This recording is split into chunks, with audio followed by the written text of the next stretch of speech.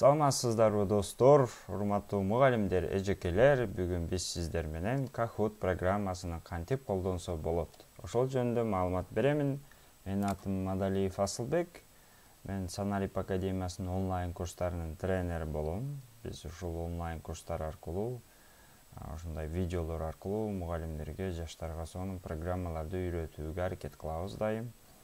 Сиздер де ушундай онлайн сабактарды өткөрүп бербеш үчүн биздин каналга жазылып, лайк басып, досторуңуз менен бөлүшүп коюңуз. Канча чоң аудитория болсо, биздин сабактарыбыздын сапаты ошончо жакшы болот.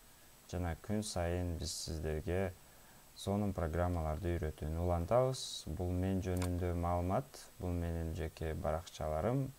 Facebook'та, Instagram'da мен жөнүндө толук маалымат алсаңыздар болот. Анда баштадык. Аны үчүн биз Kahoot программасын колдонуу үчүн Google өзүбүз колдонгон эле Google браузерге киребиз. Бул жактан биринчи каттоодон өтүшүбүз керек. kahoot.com деп сайтты жазабыз. Бул өтө сонун программа. Эми Kahoot'ту биз кыргызча кылабыз. Негизи орусча жакшыраак түшүнүктүүрөөк болот, бирок кыргызча өзүбүздүн эне тилибизде дагы Kahoot'ту бизге Google браузердин жардамы менен которсо болот. Анда бул жерден өзүңүздөр көргөндөй бул жерде бир гана Google браузер ушул баракчаларды которот. Балким башка браузерлерде которсо керек, бирок негизи Google браузер көп тилге которот. Бул жерде мына Google браузердин которма бөлүмү бар. Ушул баракчаны каалаган тилиңизге, кааласаңыз кыргыз тилине, кааласаңыз орус тилине ушул жерден которосуз. Бирок кээде биз Google браузерге киргенде ушул бөлүм бизде жок болуп калат. Менин баракчам которулбай жатат. Менин баракчам сайтка кирсем только англис тилинде чыгып атат. Кантип котором дегенде бул жерди басасыз. Эгер бул бөлүм жок болсо, анда мышканын оң жагына сайтка басасыз. Андан кийин аны бул жерге алып келсеңиз, перевести на русский деп турат. Ушуну бассаңыз, бул жерден ушу котормо бөлүмү чыгат. Эми биз болсо орус тилине эмес, өзүбүздүн кыргыз тилине которобуз. Бул жерден карап туруңуздар мен аткарган иштерди. Бул жерден мен бул 3 точка настройкасына киремин. Выбрать другой язык дегенде башка тилди тандаймын, орус тилин эмес. Бул жакка кирип, мен өзүбүздүн кыргыз тилини тандайм. Кыргыз тили, бул жерде киргизский деп коюптур. Анда киргизский, кыргыз тилин тандагандан кийин бул бөлүмдү басам. Перевести. Эми өзүңүздөр көргөндөй, бул бизге Kahoot программасынын, Kahoot сайтынын платформасын бизге кыргызчага которуп берди. Албетте кыргызча сөзмө сөз которгондуктан албетте мааниси бир аз өзгөрүп кетет, бирок кыргыз тилинде колдонсок, Google браузер ойлойт, кыргыз тилинде дагы өтө маанилүү экен, демек кыргыз тилиндеги сайттар дагы өнүгүш керек экен деп биздин тилибизге да көңүл кое баштайт. Анда баштадык. Бул жерде мына өзүңүздөр кыргыз тилине котордум. Бул жерде акысыз жазылуу деген, эгер бул жерден эсеп түзүү бул бекер деген, бул албетте регистрация бесплатный деген орусчасы, ушуга киребиз. Сайт эсеп түзүү бул бекер деген. Албетте кыргызчага туура эмес которуптур. Эми бул жакка караңыз. Мен Kahoot колдонгум келет. Азаматсың Google, сен туура котордуң. Молодец. Бул жерде окуучу, окутуучу, мугалим катары, студент катары, коомдук ишмер жана бизнес боюнча кайсыл тармак боюнча иштейсиң, ошол боюнча катталсаң болот. Анда биз окутуучу катары, мугалим катары каттоодон өтөбүз. Бул жерге басабыз. Бул жерге өтө жакшы көңүл бурушуңуз керек. Эгер сиз бул жерде Google менен кирүү десеңиз, өзүңүздүн компьютериңизде Google аккаунт менен кирет, анда электрондук почта автоматтык түрдө жазылат. Бирок мен сиздерге бул жерде email менен кирүүнү сунуштайм. Экөө тең бирдей, бирок бул жерде сиз өзүңүздүн электрондук поштаңызды жана паролду коюп, каалаган башка компьютерлерден киргенде унутпай тургандай эсте калат.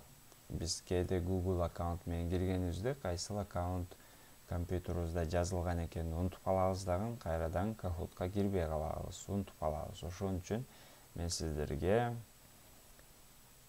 email менен кирүүнү сунуштайм. Анда email менен кирүүнү тандасак, бул жерде кайрадан англис тили болуп калды. Кыргызчага которду бир аз кечигип. Бул жерде регистрация, сиздин мектепти кошуу же университет, сиздин мектебиңиздин аты жөнү, мен болсо Санарип академиясы деп жазып жатам. Жумуш ордундагы маалымат, бул жака көңүл коюңуздар. Эгер мектеп болсо мектеп, жогорку билим болсо, университет болсо университет, мектепке чейинки билим, мектеп, университет деп орусчага которулат. Ушулардын бирөөсүнү кааласаңыз мектепти тандайсыз. Анан атты тандоо, бул жерде мындайча айтканда логин. Бул Kahoot'та сиздин ошо аты жөнүңүз ушинтип чыгып турат дегенди түшүндүрөт. Мен болсо Санарип академия, мурун Санарип академия деп катталганмын, ошон үчүн бул жерге кошумча сөздөрдү кошуу керек. Андан кийин сиздин электрондук дарегиңиз. Бул жерге мен өзүмдүн электрондук дарегимди жазамын. Бул жака мен электрондук поштамды жаздым. Эми сыр сөз. Сыр сөздү болсо, өзүңүз каалаган сыр сөздү түзүп коюшуңуз керек. Аны унутуп калбашыңыз үчүн сөзсүз тамгаларды, цифраларды жазып, өзүңүздүн блокнотуңузга жазып коюңуз. Кийинчерээк сиз үйүңүздө деле же болбосо телефондон деле суроолорду түзүп, мектептеги же башка окуу жайдагы же башка ноутбуктан кирип суроолоруңузду колдонсоңуз болот. Болгону электрондук поштаңызды билишиңиз керек сөзсүз түрдө жана сыр сөзүңүздү. Бул жердеги бөлүмдөргө петичкаларды коюп койсоңуз болот. Себеби ушул мен ушул Kahoot'тун жоболорун, шарттарын окуп чыктым, макулмун дегенди билдирет. Андан кийин бул жерде каттоо деген бар. Kahoot'ка каттоо, регистрация.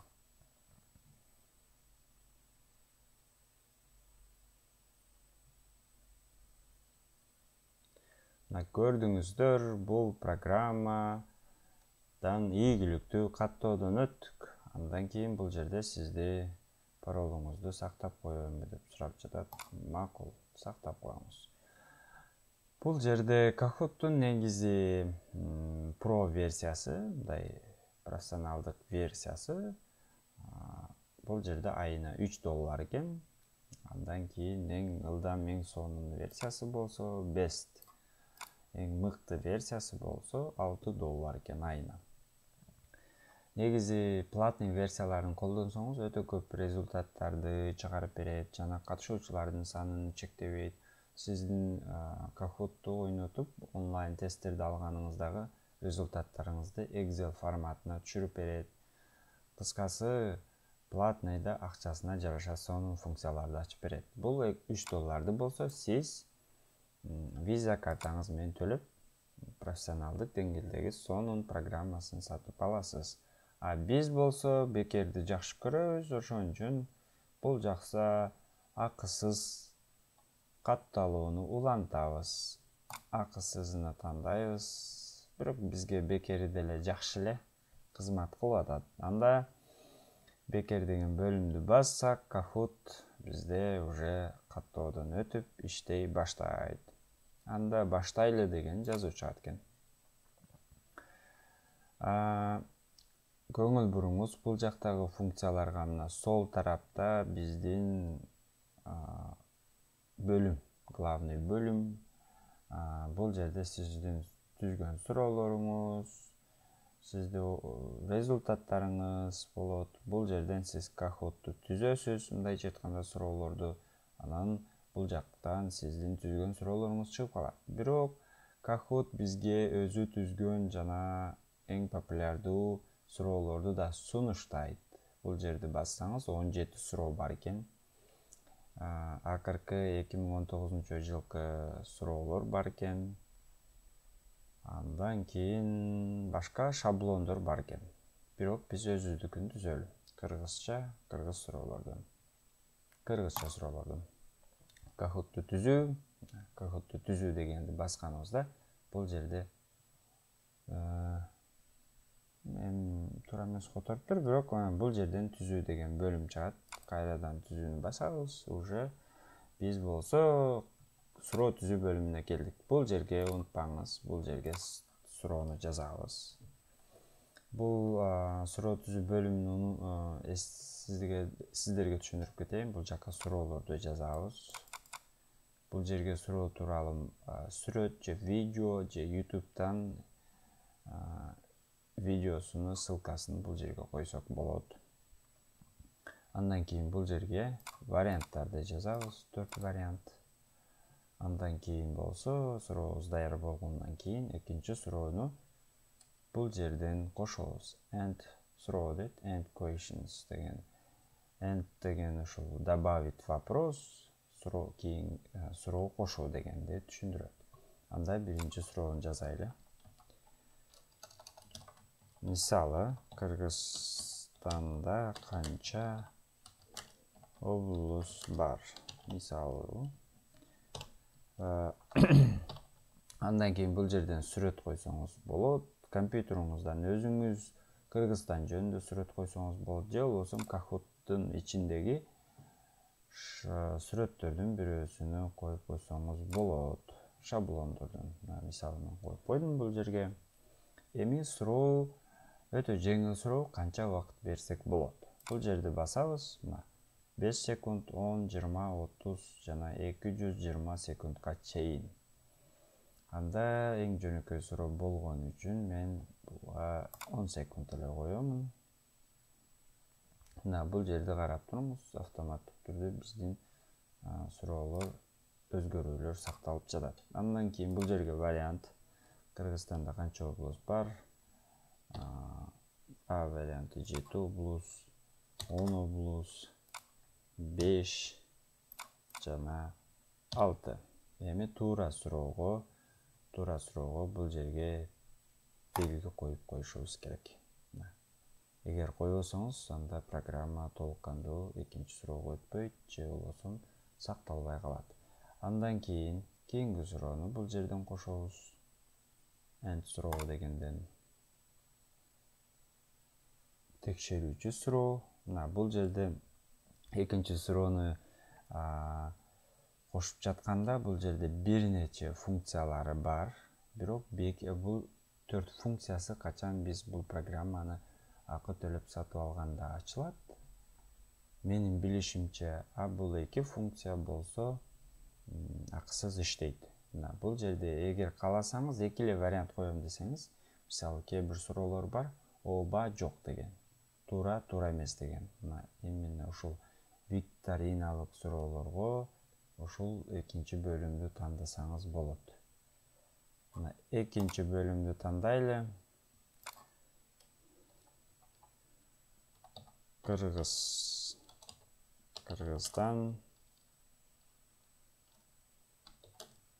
жакшы мамлекет дегенге. Кыргызстаныбызды эми баарыбыз сүйөбүз да жакшы көрөбүз, мекенчилбиз, ошондой суроо коюп коеюн. Бул жерден ооба деген суроону басат балдар. 4 вариант болбойт да, мындайча айтканда 2 эле вариант болот. Андан кийин бул жерден убактысын коебуз. Кааласаңыз 10 секунд, бул жерден сүрөт жүктөсөк да болот. Эми бул экинчи суроо. Үчүнчү суроону деле ушул жерден түзсөңүз болот. Эми суроолорду кантип сактайбыз?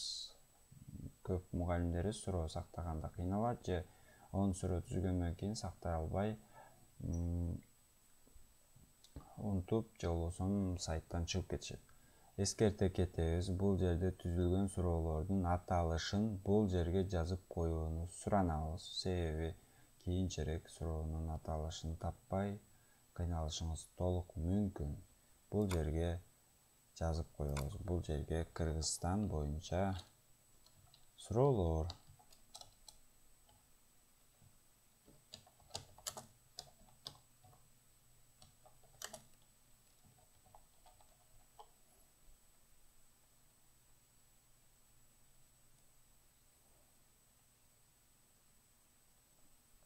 Андан кийин суроолорду бул жерге суроо жөнүндө маалымат жазсаңыз болот, кошумча.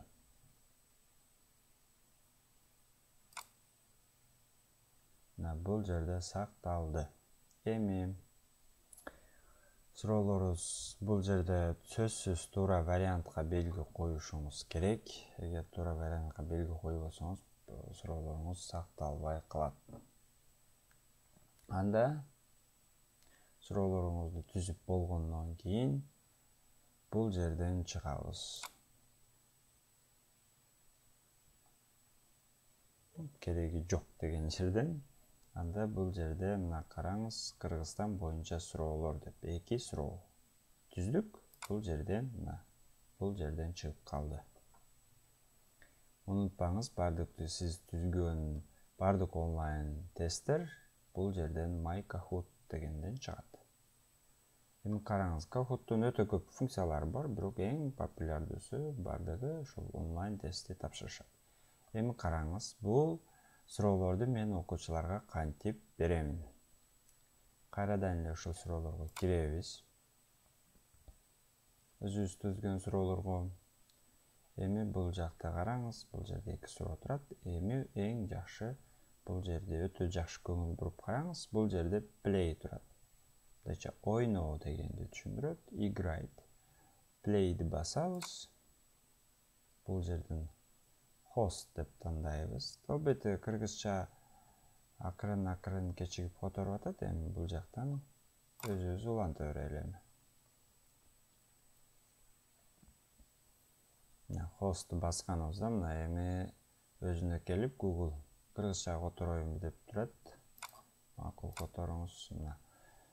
Классик дегенди тандасаңыз, ар бир окуучу өзүнчө тапшырат суроолорду. Бул жерде teamди тандасаңыз, командалуу тапшырат. Мисалы, акыл ордолор дейм, мына ушул team менен өткөрсөңүз өтө адилеттүү болот. Ким биринчи жооп бергенин дагы өзү автоматтык түрдө эсептейт упайларыны, жана сизге өтө жеңил, оңой болот.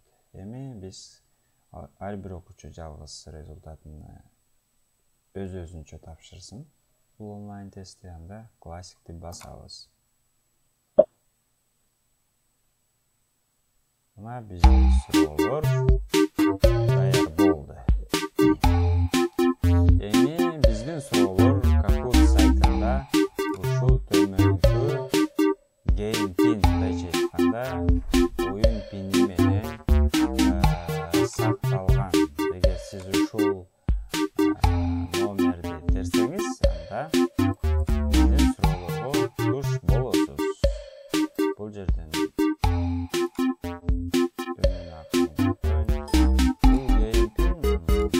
окуучулар өзүнүн телефонунда ушул пинди тергенде сиздин суроолоруңузга туш болот. Жана окуучулар сиздин суроолоруңузга киргендиги тууралуу сизге маалымат келет. Мен сиздерге болсо, азыр мен өзүмдүн телефонумдан окуучу катары кирип тапшырып көрүүгө аракет кылам. Сөзсүз бул геймпинди бардык окуучулар тергенде гана сизге сиздин суроолоруңузга туш болот.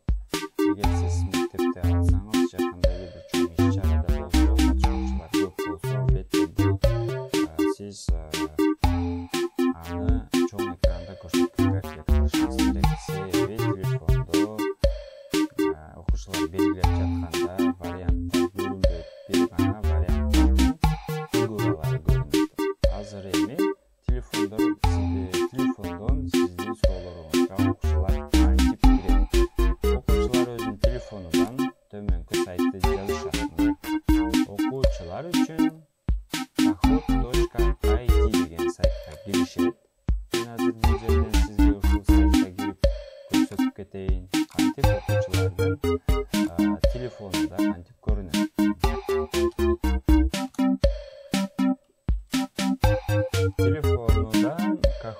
eko.it деп киришкенде алардын телефонунда ушундай бөлүм пайда болот. Көрдүңүз, kahoot.it деп киргенибизде. Эми бул оюн пиндик, game pin дегени сиздин бул жердеги берген пинди биз окуучулар өзүнүн телефонунан game pin деп киришет. Андан кийин аты жөнүн жазышат. Мисалы Асылбек Мадалиев макул деп.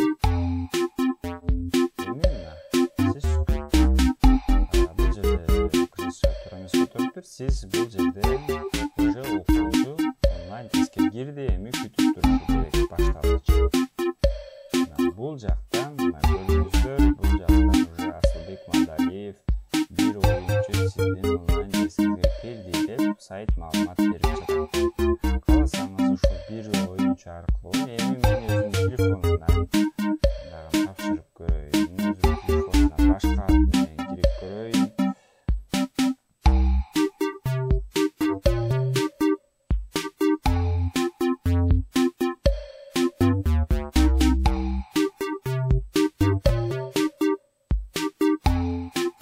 Бардык окуучулар кирип бүткөндөн кийин сиз болсо бул жердеги стартты басууңуз керек болот.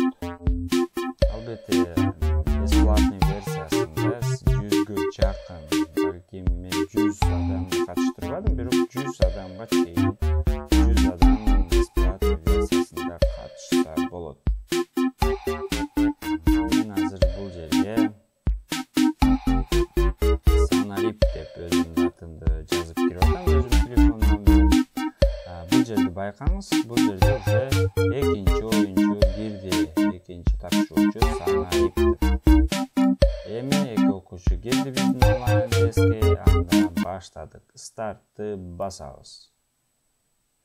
Are you ready? Сиз даярсызбы? Ооба. Караңыз, Кыргызстанда канча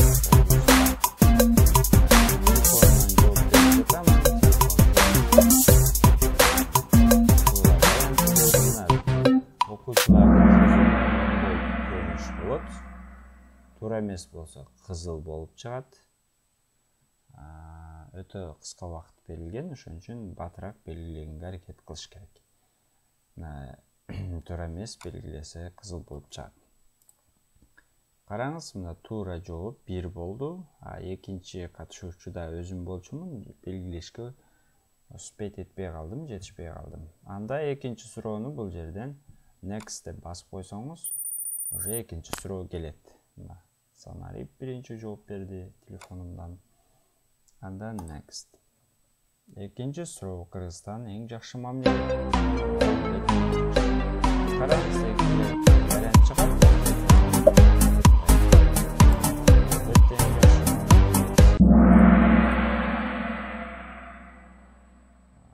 Караңыз, эми албетте телефондо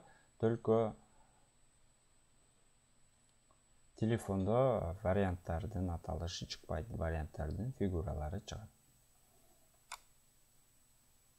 Next басабыз, мына биздин жыйынтык чыкты. Кыргызстан боюнча мына Санарип академиясы, Санарип мугалим биринчи орунду алды. Бул маалымат сиздерге пайдалуу болсо, досторуңуз менен бөлүшүңүз, биздин каналга катталыңыз. Мен сиздер менен дайым жаңы программаларды бөлүшүп турууга даярмын. Мадалиев Асылбек, сиздерди урматтоо менен кийинки сабактарыбыз кандай программада болушуну кааласаңыз, биздин YouTube каналга кирип катталып, комментарийге ошол программа боюнча жазып койсоңуз, биз кийинки сабактарда ошол сиз айткан программаларды көрсөтүүгө аракет кылабыз. Баарыңыздарга чоң рахмат, ийгилик каалайм.